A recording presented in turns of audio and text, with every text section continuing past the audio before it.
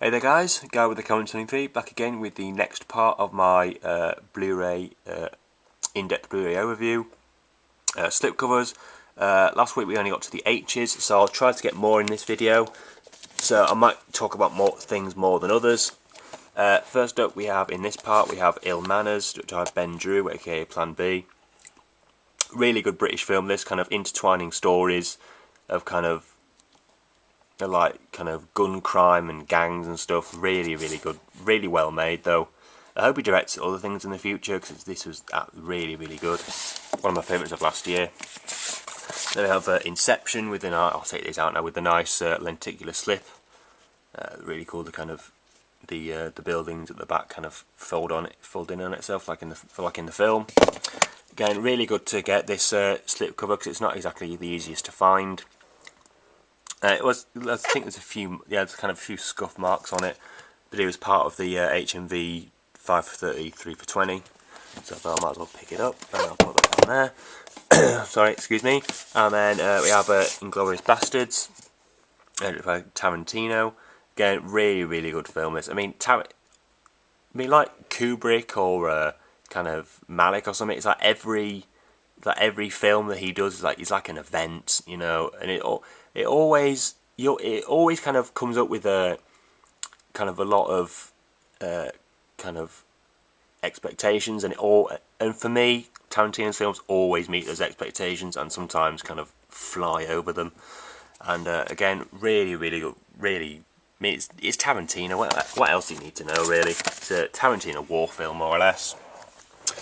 Then next we have, again, well, it's the same film, but with it's an Italian version, with a really nice kind of out. It's not a slipcover per se, but it's kind of an outer slip box, and the movie's inside in kind of a, you know, like a digipack not a gatefold, but you know what I mean.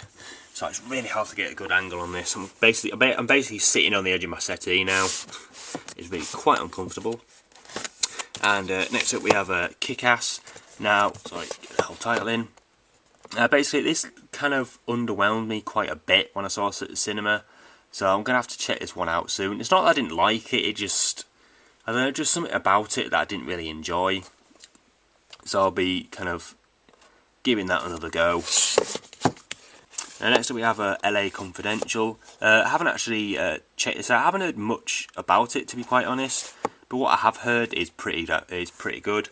Really good cast in this as well. You've got Kevin Spacey, Russell Crowe, Guy Pearce, Kim Basinger and Danny DeVito. And not in any kind of desperate rush to see this, but we'll do sometime in the future. And then we have Looper. Now, I was going to buy the steelbook of this, but I didn't bother in the end because I knew it didn't have any inside artwork, and I wasn't like the biggest fan of the artwork on the front. But a really nice lenticular slipcover. Again, one of the films from last year that people gave high praise, but I still haven't kind of got round to watching yet. I just need to be in the kind of the right mindset to kind of watch a kind of time travel movie to kind of understand it. And I'll do these in two. We have Men in Black, if I can get them out, which I can't. Sorry about that. Yeah, we have Men in Black 1 and Men in Black 2, and these really nice slipcovers. The kind of soft cardboard. It's kind of got a really nice texture to it, and the titles are all embossed on the front as well. And yep, on the front embossed and everything. Next up we have Mission to Lars, which is a documentary about this guy who has this kind of, was it something X? He has this quite aggressive form of autism, and basically his wish is to meet Lars Ulrich. And kind of him and his sister on this kind of road trip to meet Lars Ulrich. Again, I've heard good things about it, but I haven't checked it out yet. Then next up we have Monsters. People give it, sorry, excuse me. People give this film a lot of shit. People are saying basically their argument is the fact that it's called Monsters, but it doesn't have that many monsters in it. But I don't really care about that kind of stuff. It's not really, excuse me, it's not really about monsters, it's more about kind of like the human condition, kind of how we just kind of judge a book by its cover kind of thing. But again, I really quite enjoyed it. Great cinematography in this. And also the director of this is directing the new Godzilla film, which I'm actually quite looking forward to because I did quite enjoy this. Next up we have movie 43. Well, I didn't absolutely despise this film. It's not a good film by any means, but I think it's more the idea of these kind of comedy, basic comedy sketches, kind of put together with a wraparound. I mean, it's more the idea of the film than it is the actual film that I enjoy, and also kind of it's like certain sketches that I didn't hate. I mean that the proposition one was absolute bullshit with Anna Faris, and the iBabe wasn't that good either, and that thing with Emma Stone, I didn't even know what that was, or how that was comedy. I have no idea. But I didn't hate it, but I don't know when I'd be kind of desperate to kind of rewatch that. Next up we have Night at the Museum 1 and 2 in a double pack. This is Blu-ray and DVD. Okay, really same kind of cardboard as the Men in Black ones. But again, really, really nice. Seen the first one on TV a couple of times. I haven't seen the second one yet. And then we have Notorious, based on the life of the Notorious B.I.G. Again, really good kind of dramatised version of his life. And then we have One Flew Over the Cuckoo's Nest. Now this was, I think last year, voted the best, or Jack Nicholson was voted the best performance in a film of all time. And I've watched this on, I think it was like Netflix or DVD or something, 2 or 3 years ago. Actually a few years ago now, I think.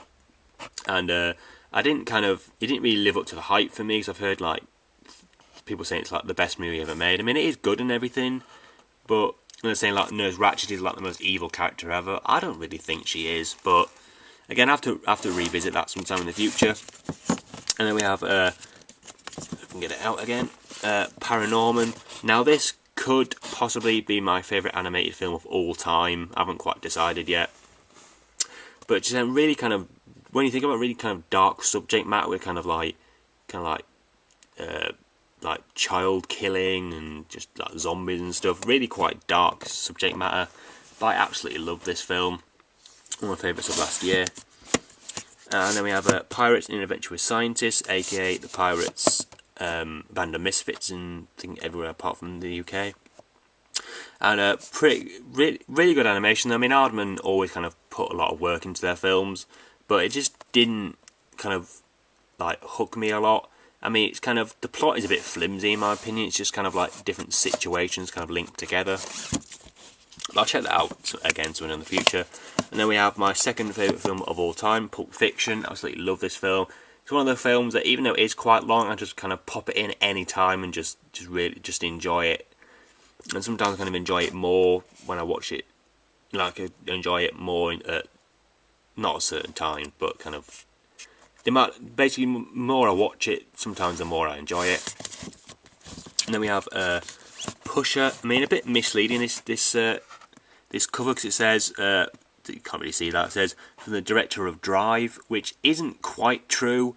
I mean, Nicholas Winding Refn, he did direct the original of this, this is a kind of a remake or reimagining. But I think it was like an executive producer on this, but he's no kind of like real hook that he has in this film, which is, the title's quite misleading. But again, I haven't checked this one out yet. And like I said, it's a remake of a Nicholas Winding Refn film from, I think it was only not that many years ago. And the title's in Boston and everything. Sorry, title's in Boston and everything. Again, checking that out soon enough. And then we have Requiem for a Dream. Possibly, I mean, is this Aronofsky's most famous film? If you say to someone, Darren Aronofsky, is this the first film to think of? I think it probably is, but I'm not 100% sure. Some people might say Black Swan, but that was probably because that was his last film. Or maybe The Wrestler, because that kind of had quite a lot of Oscar buzz. Probably between this and The Wrestler for the most famous Aronofsky film. But again, I always say about this film that it's not a film you enjoy. It's a film you kind of watch and appreciate, and not enjoy, but kind of watch and appreciate. And then we have Rise and Fall of White Collar Hooligan 1 and 2. Now, watch the first one for my get an angle there for my first watch review a few weeks ago. Again, it was nothing great, but it's kind of nice to have a kind of hooligan film where the main character isn't entirely dislikable. Next we have Seven Psychopaths, which was the funniest film of last year, bar none. Absolutely hilarious. I mean, that scene in the graveyard is, I'm always rolling on the floor laughing. It's absolutely hilarious. Absolutely love it. I mean, laughing now even thinking about it. But again, great one-liners in this. Sam Rockwell gives an amazing performance, as does everybody else in the film. Christopher Walken's really funny as well. And then running out of time a bit, so next we have Sightseers, directed by Ben Wheatley, who is my absolute favourite director at the moment. I absolutely love everything he does. Filmed in England, not quite as good, but still really quite good. Again, really kind of dark comedy. This now, this recently came out in America, and people in America quite liked it as well, so that's always good. So yeah, and then we have The Tall Man, starring Jessica Biel. Now this is kind of, people are always kind of reference Slender Man when they think of this, but it has nothing to do with that at all. It's kind of well, not a misleading title, I guess. I mean, it's kind of basically a thing called a tall man that kind of kidnaps children, and these people kind of try and find out who it is, and it kind of devolves into this kind of like I said in my first watch review, it kind of devolves into a kind of like episode of Special Victims Unit near the end, which is kind of a bit kind of. They kind of lead you down the garden path and then kind of make you walk down another path. I don't know what I'm talking about. Anyway, next up, Texas Chainsaw 3D. Now, have you ever kind of watched a film where you wish you could instantly forget it and kind of erase it from your memory? This is one of those films. I mean, it started off really pretty good. The first 50 minutes of the film is really pretty good. Then they ruined it with the rest of it. Jesus Christ, that's a shit film. Next we have Wild Bill, a British film directed by Dexter Fletcher. Again, really good British film. British films are my absolute favourite origin of films, or country of origin of films. I think it's because like it's kind of the same. It's kind of close to kind of what my life is, but kind of completely removed at the same time. I don't know what it is. But anyway, this is a really good one. Like I said, directed by Dexter Fletcher, his directorial debut. I hope he directs more films though, because that was really good. And last slipcover for this part, we have Zodiac, my favourite Fincher film, David Fincher film, I'll say that now. Absolutely love this one. Again, another one of those films that is quite long, but I can just stick it in and just enjoy it, like Pulp Fiction. Really nice slipcover this, it kind of